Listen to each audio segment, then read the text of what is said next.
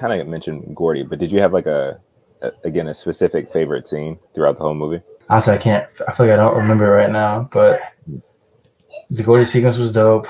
Of course. Oh, the blood on the house. Like, how did I forget that? That joint was like, it was a thing. You know what I mean? Yeah, absolutely. I don't know if I guess I can say it was my favorite. It was my favorite scene. It was a scary scene too, but the one with Juke before he gets got. You know what I mean? That whole sequence, like, I just feel like its ability to like stir me emotionally to be into fear. Yeah. It's just really well done. So it's like I gotta give kudos to that sequence there. Oh yeah. But also even like the showmanship of it all, it's like it was oddly drowned out. You know what I mean? Yeah. From like this is what we're gonna do. This is what we're gonna do. Okay. This is what we're gonna do. Oh no, it's here. Okay. Even the way they shot it to kind of match Jupe's like presentation of spectacle was just really, because even you get the shot of him like looking up, which was like a consistent thing in this particular film, like seeing everybody look up. Like, I thought that was really cool. I, for some reason, was really drawn to the TMZ reporter sequence because I feel like part of me really wanted worse for that man. True. But he he did get it. But it's just something about it. I just feel like the wardrobe.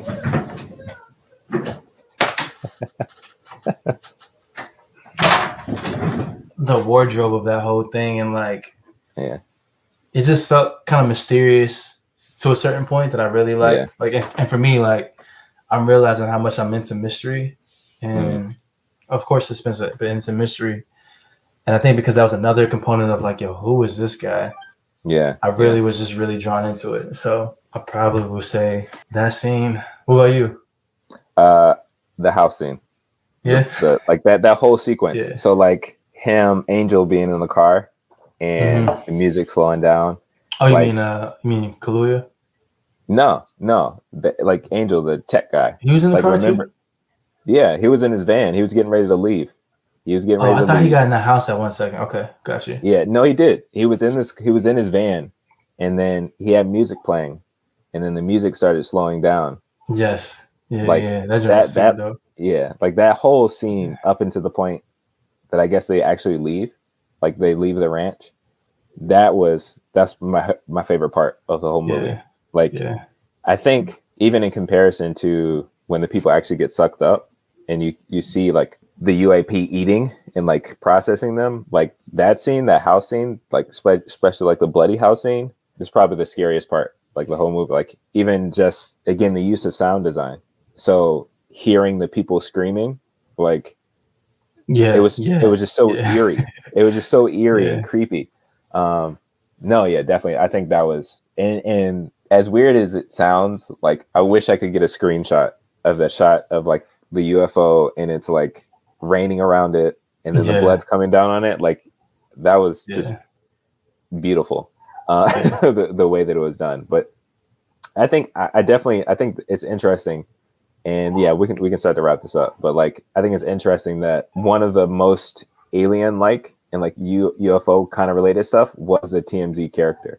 Like the TMZ, him on that shiny helmet. Like I feel like that was where do you get that, bro? And why? Like why do you have that? And it was the most sci-fi related thing, almost in the movie, outside of like the costume of the little Jupe characters. Like that thing seemed the most adjacent to sci-fi kind of stuff, but it was just some jerk from TMZ like messing up their whole situation.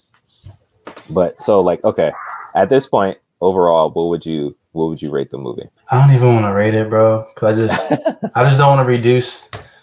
I don't even want to reduce the art to like my like flimsy opinion.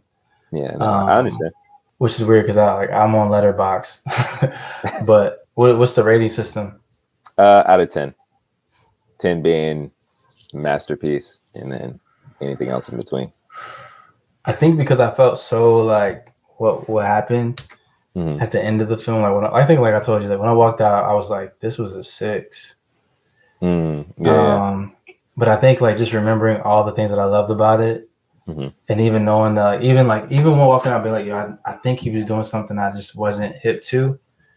Not saying that like fixes everything, but if for some reason it makes me be like, if there's something I just felt like wasn't done in the formula of cinema or whatever, it's because he's trying to do something totally different. Like this film felt like a Spielberg joint. It felt like a Hitchcock film. Yeah. A bit because of how it ended, like quick, like you defeat him and you're done. You know what I mean? Yeah. It's like he was doing something. He was going for something a bit structurally different. Yeah. So I think too, and also just knowing like the deeper form of like what that saucer drink was, is like it's funny for me to not immediately be like as into it in terms of a transformation as I was. It is another image of that film that I can't forget. Like, if I had to draw it for you, and I'm a horrible drawer, it's probably one thing I could draw really well because it was like an imprint of like this thing in the sky that we've never seen in this shape before. Yeah. Maybe I would have wanted the VFX to feel a little bit more like real or something. And maybe that's because I knew that it was like CGI or whatever. Yeah, right. Maybe it wasn't. I don't know. But maybe that's what took me out. The whole film had a texture of like realness and like desert and horse and real. And then you had this one thing at the end that was just kind of like, it felt fake to me. It's just like it felt there was an inconsistency that kind of lost me a bit. You know what I'm saying? Yeah. So I would say maybe I give it a 7 now. You know, but I think I'm like, I bet you if I watch it again, I probably will like it more second watch than I would the first watch. Like part of me wants to go to like an actual IMAX and watch it now. Just because I would love to see like the whole cast on the whole freaking real screen. You know what I mean? So the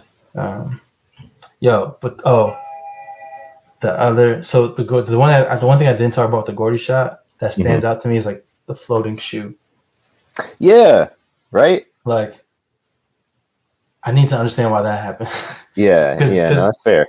Because even when it comes with like the other stuff that's going on, there's nothing else that had that quality like that. Yeah. You know, and nothing else stayed suspended and up. You know what I mean? Yeah.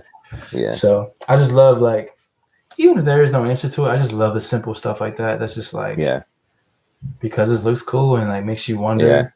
Yeah, absolutely. Put it in there, you know what I mean? So no, man, I just agree with that. It's funny, like I was always a fan of Peele, especially after he made this one. I've been like the last few days, my like fan of him and respect for him is just like grown tremendously.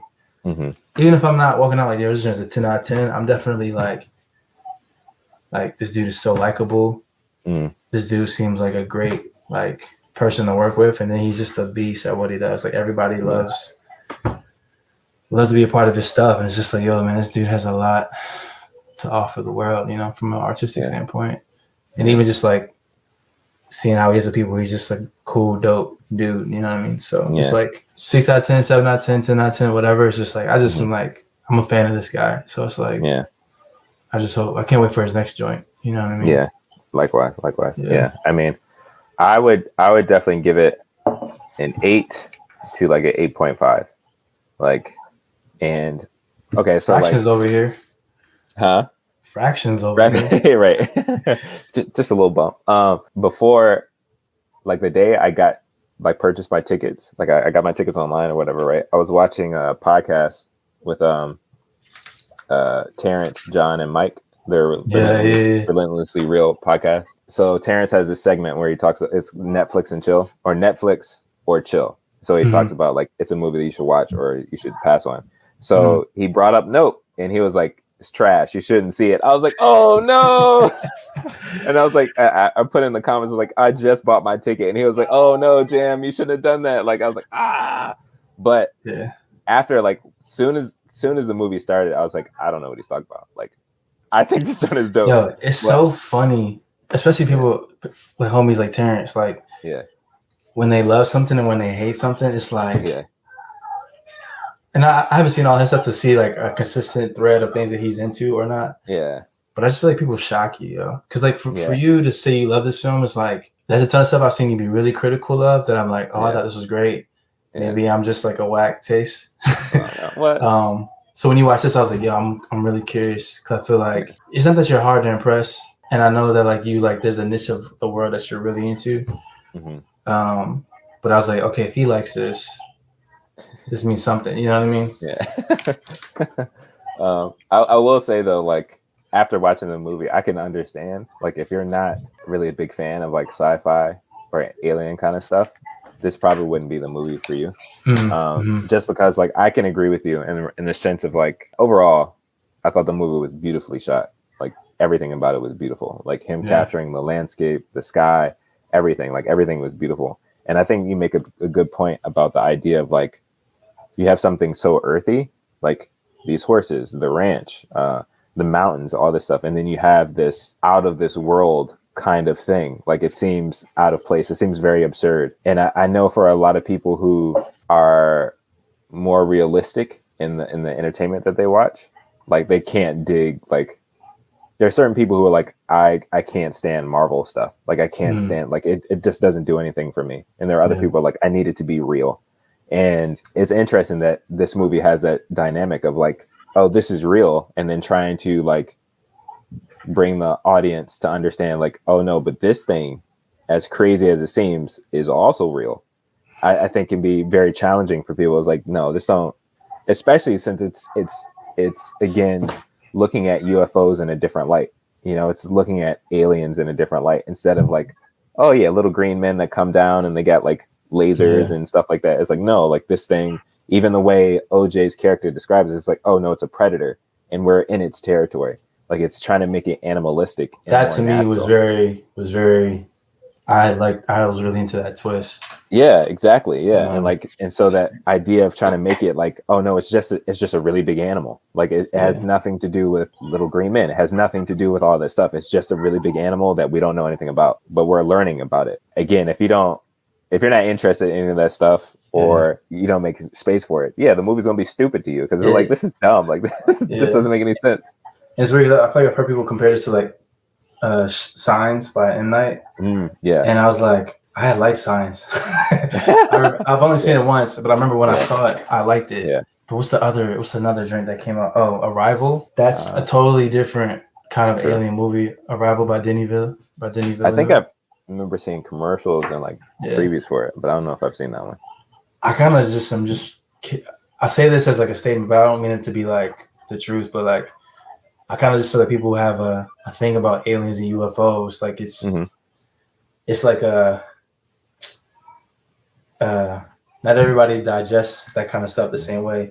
And that's why I'm like, yo, Get Out to us is less of a jump than what Nope is doing for people. You know what I mean? Yeah. So like, Nope was a big jump. I don't want to say tonally, but like from like a genre standpoint. Yeah. For what, Peele was doing. But it's also funny because I'm like, Jordan Peele was always doing weird stuff. Like all his characters on Key and Peele, like he's doing archetypes and stereotypes and all that type of stuff, but also he just did a ton of weird stuff too. Yeah, and like weird, like spooky people. Like he's always had like this nerdy, like weird component to stuff. So it's like this makes sense. But if you just are like stuck on Get Out and can't break out of that show, then you won't grasp this one.